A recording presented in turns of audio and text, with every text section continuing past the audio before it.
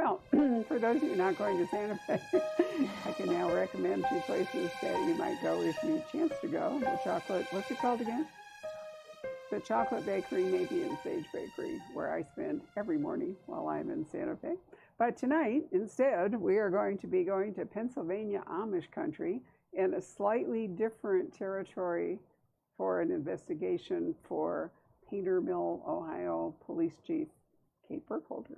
So we're thrilled to have Linda Castillo back. We haven't seen her for 3 years, since July of 2019. It's been too long. It has been way too long, and I'm very, very happy to be here. Well, we are thrilled. I think the Kate Burkholder series is absolutely remarkable. It takes you to a world that you're less familiar with, even though it's in Ohio most of the time, although we've been to upstate New York. Yes, now we're in Pennsylvania. Yes. Where else? And we've gone to southern Ohio because one of the cases, it was down around the Ohio River. Right. It absolutely was, yes. So you really do have to kind of stick with Amish settlements, don't you? I do, and I think that, when there's, something I think that an author has to think about, especially when, you have a long-running series, is you always try to find creative ways to keep it fresh. Mm-hmm. And, Painter's Mill is a terrific location. It's a fictional town in Ohio. But I think it's always interesting to have a change of locale. And Among the Wicked was set in upstate New York, which just happens to be the fastest growing Amish population in the U.S. And, this one is actually in a very, very interesting part of Pennsylvania. It's not Lancaster County. It's the Kishokokias Valley in central Pennsylvania, which is really, really an interesting place. It really is. Now, when I lived in the South, which I did for a number of years, although it was never a good fit for me, but anyway, there I was. And Winston-Salem has a Mennonite community, and it's not Amish, but somewhat akin to it. They have brother and sister houses. They have a cemetery that is segregated by gender. Mm-hmm. They have, they used to make these incredible molasses cookies, which they sold, to raise money. Yeah. But do you think that an almost Amish community would attract Kate, or is it just too different? I think that would work. I mean, if you look at, the Amish are Anabaptist, and the Amish actually came after the Mennonites. And then you also have the Hooderites, right? Which is that they're also Anabaptists, and they're more into the whole kind of communal living kind of thing, which really sets them apart.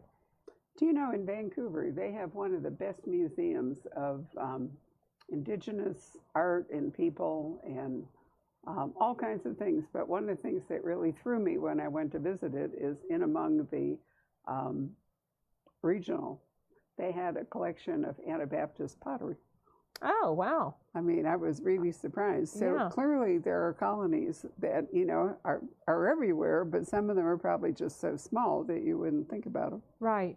Or they colonized certain places and maybe it didn't work out, and they left and, left something like that behind. So why is Kate going to, you're going to need to set this up for us, why is Kate going to Pennsylvania? And it's really not an official case. This is a personal thing she's doing. Right. As most of it, how many of you all have read the Kate Burkholder series? She's formerly Amish, and she's the chief of police in Painters Mill, Ohio, which is sort of in the northeastern part of the state, which is, Ohio Amish country. Well, she's, it's a Saturday morning. She's, doing normal small town police stuff, and she gets a call from dispatch saying that there are three men that are in her office to see her, and those men are Amish elders, and Kate goes to speak with them, and they hired a driver to bring them to Painters Mill from the Kishokokias Valley in central Pennsylvania. And it turns out the story is the reason that they're there is that a couple of months before there were bones discovered, and those bones through DNA are known to have belonged to an Amish bishop that went missing 18 years ago. And along with the bones, there was some evidence uncovered that implicated an old friend of Kate's, actually an old flame of Kate's from back when she was a teenager. He's in jail, and the elders asked Kate, he needs your help. We don't believe he did it, and we'd like you to come to Pennsylvania and help. So that's sort of the setup for the story. Well, Kate, excuse me, Kate thinks she owes the accused something, or at least they have history together that creates some kind of obligation or curiosity even, so she wants to help. But you should mention that the bishop, when he died, because you have a scene that shows us that, he was in his 80s when he was killed. And so he was in his 80s, and that was 18 years ago. So he'd now be, essentially a centenarian. Yeah, exactly. Yeah, he was an elderly man, and when he was killed. So. And he's left behind a son, a daughter. I'm trying to remember. His wife is dead too by now, isn't she? Yes. But he does have a son and a daughter who live in the valley there in that community. Right. They're adults, and of course the wife, her death is actually sort of tied into the plot in a little bit of a looser way. Right. So one of the things that we've learned over reading the series over the course of the books is a little bit more of Kate's backstory all the time. We know that there was a traumatic incident. We know that her family didn't treat her the way she thought she should be treated. We know she was angry, acted out, and eventually left. Yeah. But we keep learning more about it. And in this book, we learn quite a lot about it. Because what's the name of the accused in Pennsylvania? I'm sorry? Jonas Bowman, yes. Right. Yes. I know. I couldn't remember either. So I'm working one book ahead. So I'm about halfway through this. So I had to think about that for a moment. I'll do it this way. I couldn't remember it either. In any case, Jonas was a part of her childhood, her teenage years. Yes. And he doesn't really want to be helped. He's a very typical Amish man, and Kate, Kate was only 15 years old when she was sort of involved with Jonas, and Jonas happened to be 19 years. And if you think about the age of consent in the state of Ohio, even though there's a Romeo and Juliet law, he could get into a little bit of trouble there. But they were involved as teenagers and before that, during their very formative years. And he had a huge impact on Kate's life. And so she's compelled to, she can't believe that he did it, for one thing. And I think she just feels, because of their past, she's compelled to help him. Mm-hmm. And he's married, and happily so. And right. He has, 2 children? I'm trying to remember. 3 children. 3, yes. Okay. So it's a little bit, I know both of us batting it back and forth here, because I read it a while back myself. So, this is devastating for them. So Kate is not just there to help him, but to help his family. Yes. And in fact, Kate spends time with his wife. Jonas is actually he's in jail. He's been arrested. Right. He doesn't know anything about bail. He doesn't, he says, God will take care of him. He doesn't need an attorney, that God knows the truth and that God will see him through this. And Kate's like, you definitely need an attorney. And so she speaks with the wife, and she sort of helps them get bail taken care of, and he's able to be released on bond. Right. He doesn't have much, but the community does rally and helps put up the $50,000. You have to make 10% of the bail amount to buy a bail bond. So the bail was set at $500,000, and he has to raise 50, but he can't. But yes. but the community does. So now, in addition to everything else, the people who put up the money are also at risk. Yes, that's absolutely true. The Amish, that's one of the things that I think the Amish are really known for. When one of their own experiences any kind of hardship, the Amish, they step up. I mean, they really step up financially, open their homes, food, clothing, shelter, whatever somebody needs. They pull their money together and they'll help people out financially that way. They don't really believe in, things like insurance and things like that. And so that's one of the things that, it's just part of the way that culture is. Well, they're still a farming community, so in addition to everything else with him in jail, the family needs help with their animals, and so it's a tough call because it's so obvious to everybody that he's guilty, but at the same time, what's going to happen to his family, his children, and it's kind of a disgrace to all of them. Yes, there's pretty solid. There was a muzzle loader found at the scene, the same scene that. There's an Amish farmer is out basically cutting alfalfa, and he uncovers these bones while he's cutting alfalfa. And, the police are called and they do, somewhat of an excavation, and they also discover an old muzzle loader. And it's his muzzle loader, and Jonas admits that it's his muzzle loader. I mean, he tells the truth. Yes, that's mine. And so it's enough evidence. There was also an ongoing argument between this bishop and Jonas that was, very public. And so that was enough evidence, had motive, means, and opportunity. And so that was enough to make an arrest for the police. Yeah, but on the other hand, nobody locks their house. Anybody could have walked in and taken the gun. So, while there is evidence, is really all circumstantial. Yes. Yes, it is. And so Kate doesn't have anybody to work with. So, and she and Tomasetti have, they stay in contact through this. He's off stage during this entire investigation. He's off stage except for in the very beginning of the book, right, and the very end of the book. But he is. He's not only moral support for Kate, and, he's a good sounding board when she's trying to figure things out. So she stays in close contact with him. And he's got a good mind. He's a good investigator himself. And so she's able to call him, sort of use him as a sounding board and whatnot. So, so their relationship is continuing to flourish while all this is going on. I'm trying to think if there's any way I can say something without spoiling the plot. I'll have to. I know. It's important that that technology does play a role in this, but didn't necessarily play a role in the lives of this community.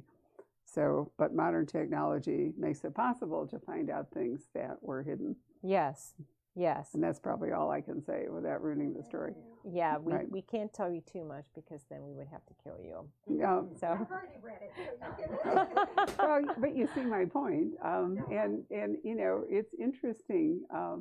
We had a long discussion last night, Lincoln Child and his editor and I, about how rapidly we have moved into not just the internet, but to cellular phones, cellular technology, and now we're moving towards virtual technology and virtual reality. Yeah. And we can hardly remember what it's like at this point not to be able to access anything, look anything up, find out anything we want to know with a device in our hand. But that wasn't possible going back 20 years in this little valley. Yes, that's absolutely true. I don't, today it's very hard to be hidden. It's really hard to be hidden. If you are a criminal, the first thing you learn today is you should never take your phone anywhere that you're going in order to be a criminal, because they're going to get you every single time. Yeah. It's and back years ago, you didn't have to worry about that. That's I think it was a lot easier to be a criminal, back in the old days before, things were so easily traced. That's right. Not just to be a criminal, but to be hidden. Yes. You could. And one of the great things I've enjoyed, because July is always the month when the big spy thrillers come out. So I've just finished the July book news, and I have 3 pages of spy books and all. But in talking to various spy novelists, we've all talked about the fact that spycraft is going back to the old technique because you can't hack it. So it's going back to letter drops and meeting on park benches and, all the rest of it, because digital technology has proven to be leaky at best. And you think about war. You read, there's just like 1 million novels out about World War II, women's stories of World War II. I'm getting to the point where no matter how good they are, I just don't want to read another one because I am so saturated in them. But communication was so difficult. People didn't know what was going on. You couldn't track anybody. People were lost. You didn't know if a child or a spouse or whatever had survived something. And there are all kinds of stories about, people who deliberately stayed lost. Actually, that happened after 9/11, if you can remember that. But you can't really do that anymore. No, you can't. There's too many ways to trace. There's too much information, and it's really readily available. I mean, it's easy. It takes almost nothing to do a Google search. We've all given up privacy essentially every time we do a tweet or go online. If you shop online, if you notice that the next thing that happens is you get about 49 ads. Yes. For a similar thing at the moment. It doesn't have to be online. Well, that's true. Actually, if you go into a store at Fashion Square, they can track you and tell you where to go in Macy's. It's really bizarre. Seriously, if you got your phone, you are there, and they will start texting you about, sale on the 4th floor for whatever it is. So we've all surrendered to. It's like having, your house on a virtual lock and all the rest of it, which is just fine, except somebody can then hack into your house. And now they can hack your car. So there have been at least 2 crime novels I have read where the murder method involves somebody hacking the computer on the car and sending it over the cliff or sending it whatever, because the more our cars are basically just big computers at this point with wheels. So I'm going to file that away for later. Well, so it makes you want to go back to a Model T, or ride a horse or something. But I really find it fascinating, and I think your book is really illustrative of the difference between 18 years ago and today. Yes, 18 years ago and even longer than that. Yeah. How easy it was to become lost. To be hidden. That's right. Yep, yes. Absolutely. Yeah. So what is it, we could talk a little bit about Kate's backstory, because it's not like it's a big surprise. You've outlined it, but how much more information do you give us in this book? I actually do a few flashbacks. I use flashbacks sparingly, but I do, I wanted to sort of, give the reader a chance to get to know Kate just a little bit better. And Jonas was a big part of her life, not only when she was a teenager, but even when she was younger. And of course, he was always just a little bit older. At first he was like the older brother or something like that, and it was very, platonic and all of this. And then, as she got older, they did become involved. And, keep in mind that, when Kate was 14 years old, she had, she was basically a victim of violence, and she was acting out.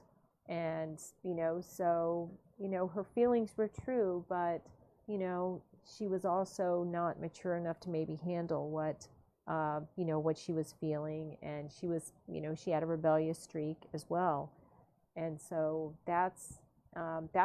those are some of the things that I reveal in the flashbacks. Well, I think there's a very clear sense that the 2 of them could have stayed a couple and, married and raised a family and so forth. But it broke apart, and fortunately they're both happy in the lives that they have. So it's not like either one of them is, but it's one of those true forks in the road in both of their lives. It is, and I think they both felt it. They both, Kate, thinks to herself, she looks at Jonas's wife and she's like, that could have been me, had fate not stepped in and changed everything for her. One of the things that I think was particularly interesting about the book is, the locale. The last time that I was in Ohio, is that the mascot, by the way? That's Paul. Is he stay in the store with you guys? He does. He's a very elderly rescue dog with a heart condition, and Pat doesn't like to leave him, so he does come to work. But he's harmless. He's just occasionally a little bit noisy. But he's a really sweet dog. I love it. Right. Well, so anyway, back in 2019, I have a librarian friend in Ohio, and she is very friendly with a lot of the Amish. And I met an Amish gentleman way back in probably 2012, 2013.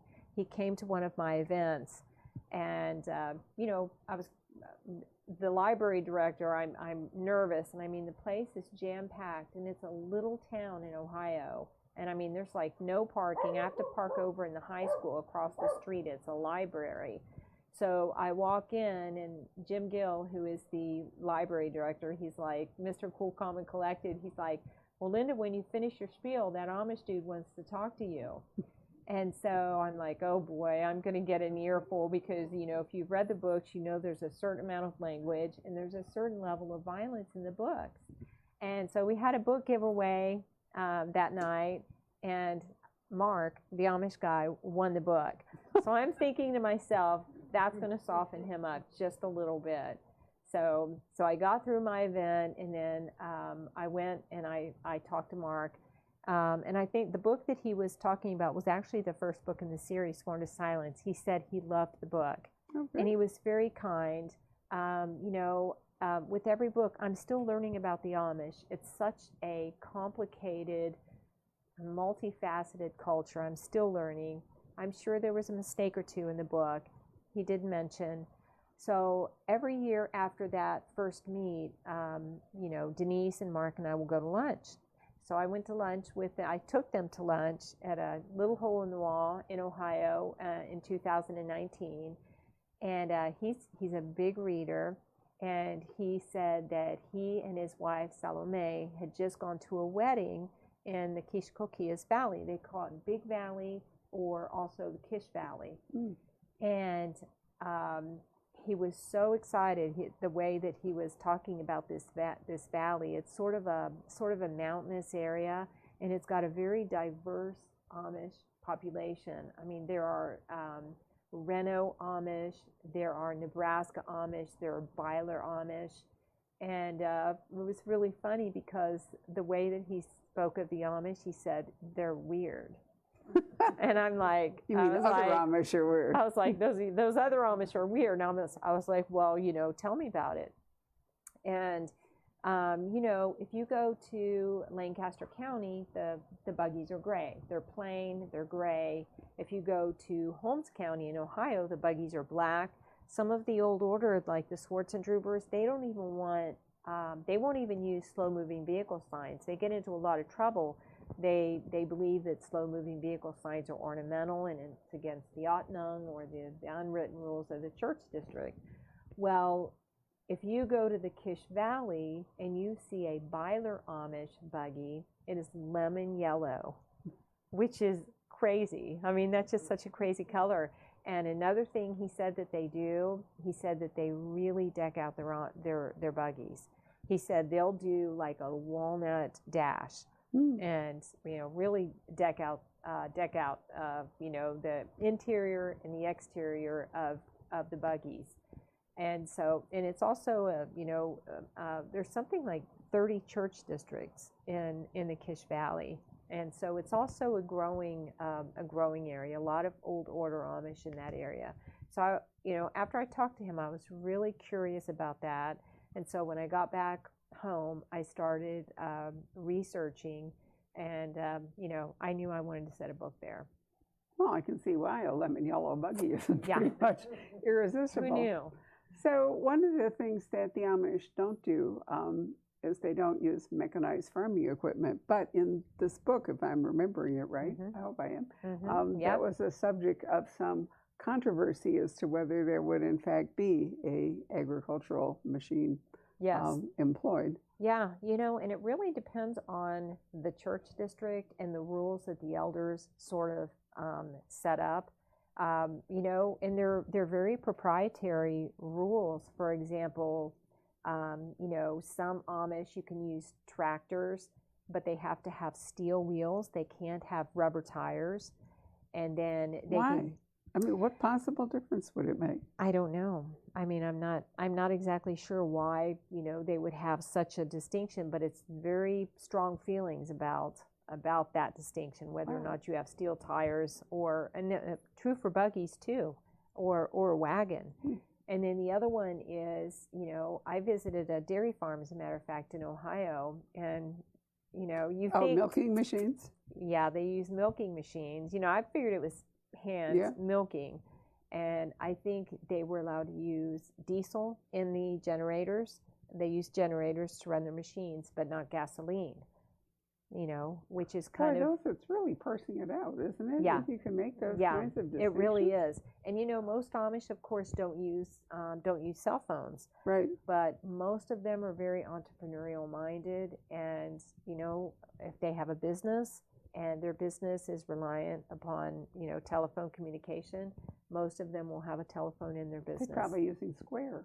Gotta love that. Yeah. Taking money. Hey, yeah, maybe Square too. Yeah. And it really is slicing and dicing for them to maintain their culture in a modern age. I mean, these kinds of differences are so I think they do a good job, and I think they really try to hold on to the old ways. But the world is changing. Holmes County is very crowded now. That's why so many of the Amish have moved to upstate New York. Land's cheaper, taxes are not quite as high, like property taxes and stuff like that. But they also are very entrepreneurial, and they're very business oriented, and they're money wise. I would say they know about money. They value money very much. And I think they sort of find a way around rules sometimes in order to be successful. Okay. So the bishop who is killed, when he is killed, has been extraordinarily strict. He's a very harsh kind of a bishop. Yes. And we only learn that as we or as it's investigated. But I'm curious about why there wasn't kind of a revolt against him, because he really was, an iron rod kind of a guy. How did he get elected, and how did he stay? Is it a lifetime thing? Is it like being, in the Supreme Court? You can't get rid of them once they're there? It is. It is a lifetime thing. And, they look at the diener, that's the German word for basically servants. Like the minister, the preacher, the deacon, and the bishop. They are basically servants. And once they are, they're sort of selected by lot. It's a lifetime, and they consider it a burden. They don't complain, but it's a burden. It's a weight on their shoulders, and that's really Mormon. If you've read much about Mormon communities, it's the same thing. Yeah. That being a Mormon bishop in a community is a real obligation. It's a responsibility. And the wife is also, so it's not just the bishop, but the bishop's wife has to play a part in all of that as well. Right. And, I think that the Amish, you asked, why didn't they revolt? I think that they're raised from young childhood, that's just the way it is, and that's all they've known. And there's respect, and a lot of the Amish find comfort in those kinds of rules. And so I think that there may have been a few, but generally speaking, there wouldn't be a revolt or anything. Oh, questions from any of you? You have to be careful because you've read the book. Yeah. No revolt until somebody came in, and then that's apparently they revolted. Well, in all of Linda's books, there is in fact a revolt, because in every one of them, it's the Amish who, some member of the Amish community who has committed a crime or, broken the community bonds and all. So, and of course, Kate herself, after, well, she was raped essentially when she was Yes. 14, and she Yes. never really, and she didn't get the kind of treatment from her family that you would expect. Instead, it was more Right. like blaming the victim rather than Right, and it just sort of aggressor. got swept under the rug. She felt like her family, sort of betrayed her, and she felt as if the Amish community betrayed her. And I think Well, she was right. that's why she left. And then she was young enough to where she did begin to act out, and she didn't fit in. She couldn't follow the rules. And the Amish, the whole thing that sets the Anabaptist apart from, the rest of, Protestants is they basically believe in adult baptism. And that's the whole thing about the Rum Spring and the running around period. So when Kate came to that age, the Rum Spring age, she didn't join the church. Something like 80% of Amish young people, after the Rum Springer, where they go drinking and they drive cars and smoke and all of this stuff, they go back and they become baptized and, basically, get married and have a family. And But you would think that the Amish would come down on the rapist rather than Kate. I mean, why did they accept that violence of one of their members towards another of their members?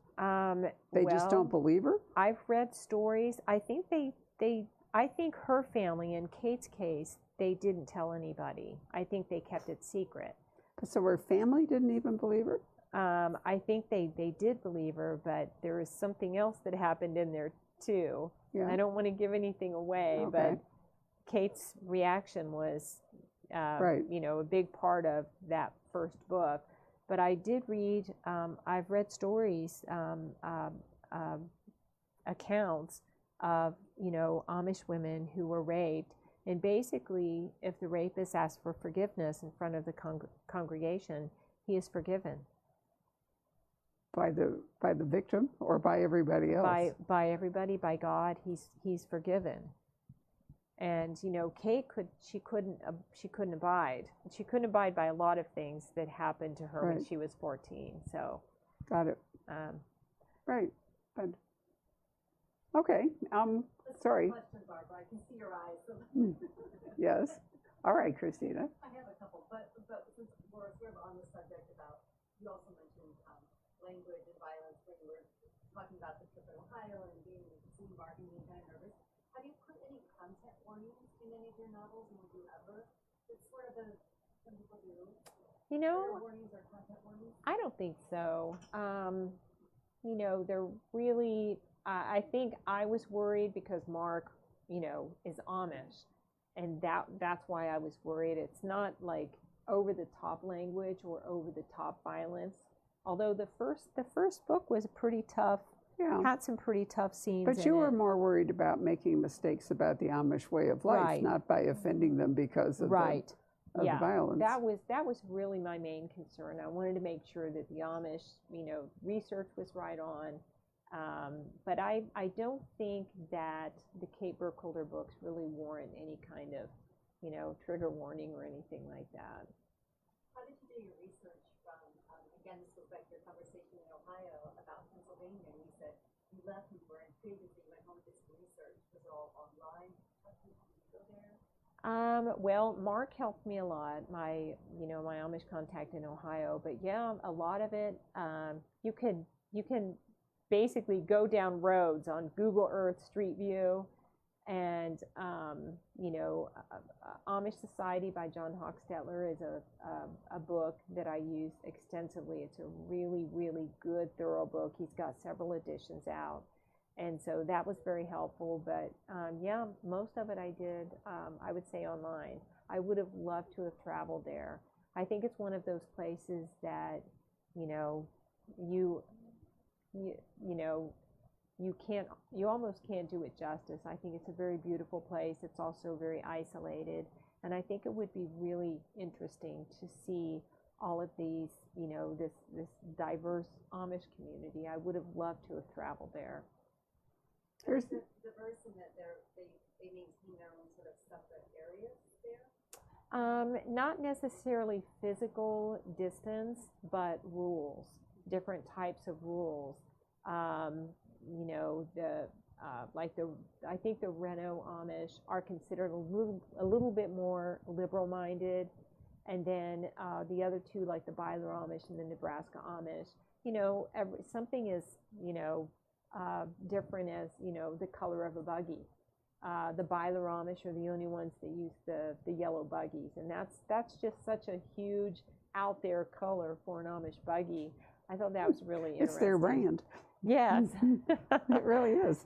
That's right. That's their brand. Yes. Yeah, but what you've got is little micro communities. What's the difference between a minister and a bishop? Does the bishop rule over several ministers? Is that how that works? He's really the leader of the church district, and they do have different responsibilities. The bishops, like, they will, you know, they perform weddings and baptisms, communion. They do the communion.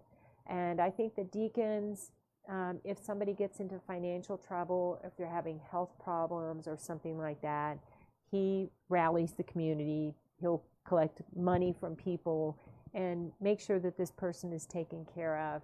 And, you know, the minister and the preacher, you know, when they have worship service, you know, they're the guys that, you know, that basically do the preaching and the singing and whatnot. So the bishop doesn't lead services? I think he does. He does a certain amount. Amish services are very, very long. They're like 3 or 4 hours, and it's an all-day ordeal. I mean, they eat afterwards. You know, they do a lot of singing, and there's a lot of preaching that goes on. So it's sort of an all-day, and of course it's every other week, and it's usually at somebody's house or barn. You know, they bring in a lot of chairs for the whole Amish community. So they're not churches per se? No, they have no churches. Okay. No. Got it. All right. Anybody else? When is Thomasetti and Kate gonna get together? Because it seems like always that towards the end of the book, it sounds like they're close. Okay. And well, I'm working on that. Oh. I do feel like Kate has been reluctant. I think Kate has a little bit of fear of commitment. You know, perhaps because of what happened to her. I think Thomasetti has been ready for quite some time, and I think he understands Kate, and I think that's why he's been so patient with her. But, you know, all I can really say is that there are things on the horizon. Okay. And he's learned a lot more about her in this book. She has. Yeah. Yeah. Yes, She really has. I mean, she's come a long way. If you think about an Amish young person, they go to the 8th grade.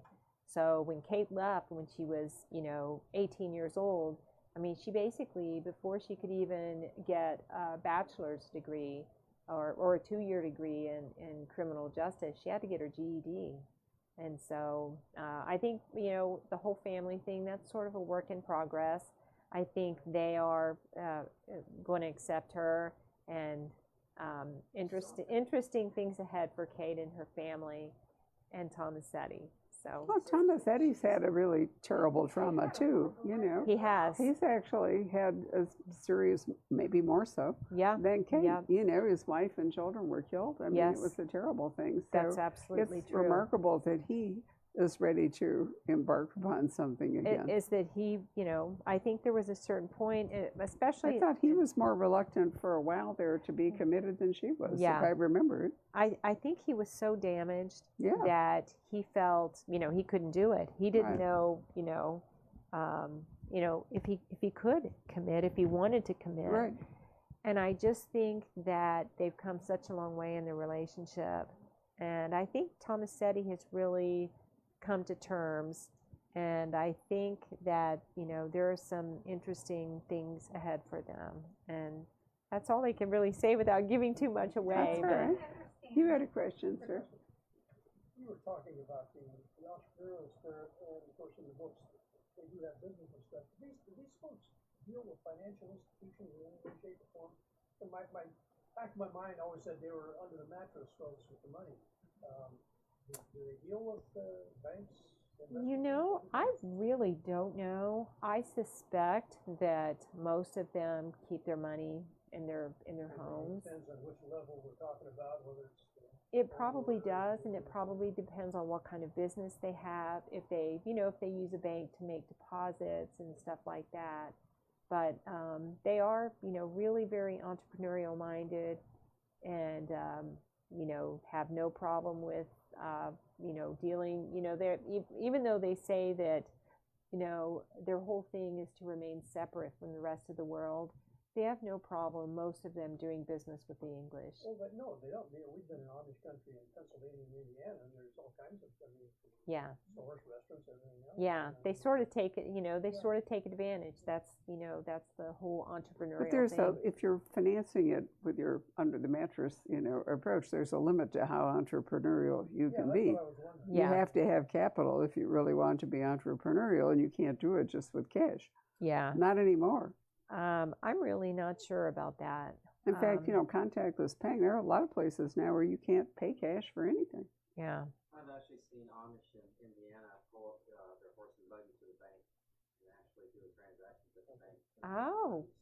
That's good to know. Thank you. That's an interesting point. Yes. Okay.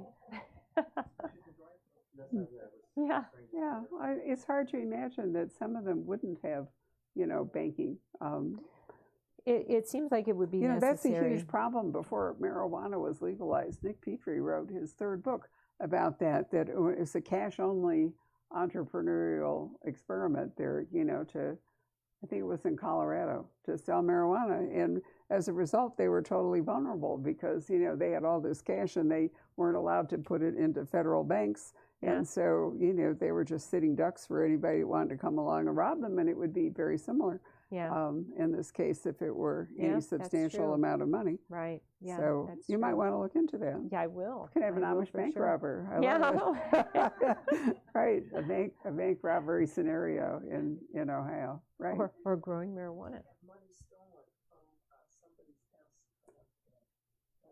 Yeah, but it wouldn't have been a lot. No, but I remember there was money that was there, and the money had been taken. The last book. It was recent. It was very recent. Outsider, Fallen, The Gathering of Secrets. So, question for you. Rachel Schwartz, who had been killed, would she have been around at the same time as this gentleman in the valley? Would they have all been together? Probably about the same time. She was younger than Kate.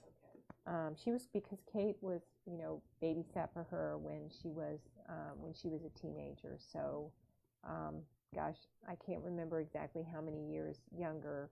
I think maybe she was 8 or 10 years younger than Kate. Yeah. Yeah, so they probably wouldn't have, hung out, but I think Kate was her babysitter a few times. Yeah, when you're young, 5 years is a lot. Let alone 8 or 10. It is. Yeah, that's true. For sure. Your language, when you go back and you use the Amish language, you're spot on. I have some really good books. Denise, my librarian friend in Ohio, she's given me some of the Pennsylvania Dutch or the High German dictionaries. It is a little difficult, like conjugating verbs and things like that. And I have an interesting story about that. I did an event a few years ago. It was in Ann Arbor, Michigan, and there was a couple in the audience from Germany, and they had just visited Holmes County, and they were attending my event. And interestingly, she said that they could, that the Amish could understand their German, but they could not understand the Amish German because it was so different. It's just like a completely different German dialect. Was it archaic by now? Yeah, It probably is. I think so. It's a real low German, and there's English mixed in with it. Yes. It's kind of an amalgam in some places, and if you speak high German, you just forget it. Yeah. You know what they're saying. Yeah, I thought that was a really interesting point, though, that, you know, that the Amish could understand them, and they're like, they couldn't really understand the Amish. So you could bring over somebody into Painter's Mill from Germany, an Amish or Anabaptist or something, and create a problem. Yeah. Just a language problem, if yeah. nothing else. Yeah, I could. Although You come here for plot ideas, right? That's the whole point, right? Yeah, keep going. Well, we've already suggested at least two promising. Well, it was Central Europe. I mean, there was a whole, if you go back all the way back to the 30 Years' War in the 1600s, there was a tremendous amount of Protestant splinterism. I mean, you had the Puritans in England, but you had there were so many little German states and so forth, and, you know, you had different communities that, even in England, if you think about it, people speak so differently, you know, and one shire from another. Right. And I mean, that's Switzerland and Germany, that's where the Anabaptists came from. Right. And they were very persecuted in Europe because of their Anabaptist belief, because they didn't baptize their babies. And I mean, like, you know, they were drowned, they were burned at the stake, and just all sorts of terrible things happened to them. And that's when they fled to Pennsylvania. Isn't it great the Protestants hated the Catholics for what, and then they turned around and did it to other Protestants? Yes. In fact, you know, look what happened in Massachusetts. You know, they came over here for religious freedom, and then it was a disaster. Yeah. You know, I mean, wasn't it Rhode Island? Was that woman was expelled and took her followers to Rhode Island to get away from the Massachusetts. I mean, I'm telling you that people are so intolerant, and oftentimes people converted to something are far more intolerant than people who are raised in something. And I mean, something really, I mean, you know, to us, whether somebody is baptized as a baby or baptized as an adult, who cares? Doesn't seem like that big of a deal. But back then, it was a really big deal. There's the story about one of the Swiss Anabaptists who escaped. And it was just one church, and everyone had to belong to the same church. I forget what denomination. That's kind of hard to imagine until Germany was united. Catholics or Lutherans. Catholics or Lutherans. Yeah. A lot of other people weren't. It's same as what you just mentioned. Others weren't really tolerated. Right. You know, the Scots were just crazy under Calvin. I mean, they went from being raging Catholics, you know, to absolutely insane Calvinists. So, you know, it's well, just... I have personal information because members of my family that generation escaped. They were Danish and German. Yeah. And the Danish border guard fell in love with the German maiden, and it was forbidden. And so they escaped, and they came to the United States. And at what year about was that? And so, you know, it's rather close to me. What year? What year was it? Oh, early on. Probably Early like on. 1700s, Yeah, around that yeah, that's when. I'm going to ask you. You have such interesting stories, and I'm wondering what's your background and how did you come to concentrate on the Amish community? Well, you know, I'm actually originally from Ohio, Western Ohio, and I started my career writing romance novels. You and Tess Gerritsen, I just love it. Yes, you know, and Sandra Brown. And Sandra Brown, too, a fair level of violence in all their books, but they started in romance. Yeah, and I wrote for Harlequin. I wrote probably 10 or 12 books for Harlequin. I also wrote for Berkeley. I wrote big romantic suspense novels for Berkeley. And I was getting, you know, the procedure is that you basically, an author finishes the book, and then you get it as good as you can get it, and then you turn it into your editor, and then, you know, your editor critiques it, makes suggestions, sends it back to you, and then you go through it and see if you agree. Well, I had two different publishing houses. That's a little bit of an unusual position. and I was getting very similar feedback back from Kim at Harlequin and Cindy at Berkeley. And they were telling me, Linda, these are romance novels. You really need to concentrate on the relationship between the hero and the heroine. And they were basically telling me that I needed to stop killing people. So at that point, I decided that I wanted to write a breakout novel. And I had been around the block enough times at that point in my career to know that in order for me to do that, it was going to have to be a special book. There was going to have to be something about this book that set it apart from the rest of the pack. And I happen to be a plotter type writer. You know, there are pantsters, authors who write books by the seat of their pants. And then there are plotters like me. I like to plot everything out, and I write a synopsis, and then, you know, I write the book. I follow my synopsis. And so I was able to come up with a pretty high concept plot, and I really liked it. I knew I wanted a female protagonist. I knew that I wanted her to be in law enforcement, but I knew there was something missing. And so I took a happenstance visit to northeastern Ohio. My brother-in-law grew up in a 200-year-old farmhouse, and he's surrounded by like Amish people. And we're visited family. We're saying our goodbyes. It's like 10 below zero. There's a foot of snow on the ground, and we're standing in the front yard. I hear the clip-clop of shod hooves coming down the road. And I turned and I looked, and I saw an Amish buggy, you know, man, flat-brimmed hat, Amish garb.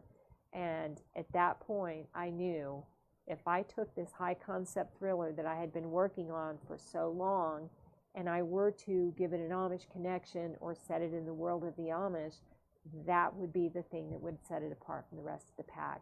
And because the Amish are somewhat of a closed society, it played into this plot so well. And that book was Sworn to Silence, the first book in the series.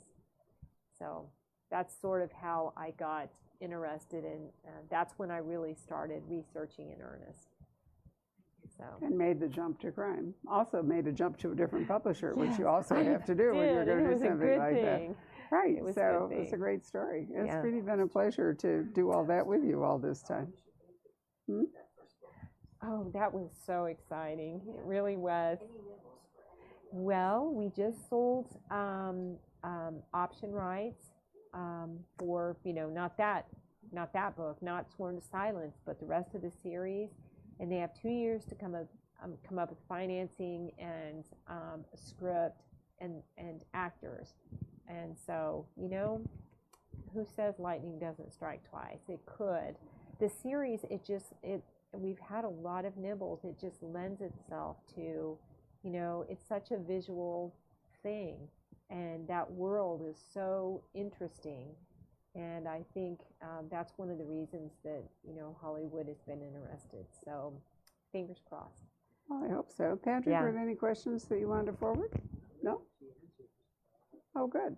All right. Well, I want to thank all of you for coming out this evening, braving the 115 heat or whatever it all is. So very nice. Thank you all for joining us virtually.